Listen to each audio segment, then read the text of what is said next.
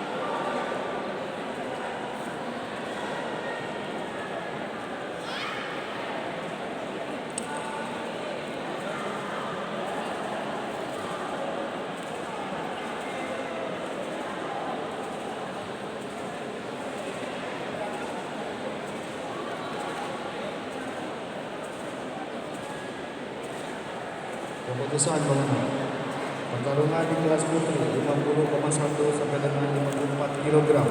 Sudut merah petarung Aceh Besar Murni berhadapan dengan petarung Abia Riza Iwan dari Abia. Juri 1 memberikan nilai 62 untuk merah. Juri 2 memberikan nilai 63 untuk merah. Juri 3 memberikan nilai 61 untuk merah. Skor 3-0 petarung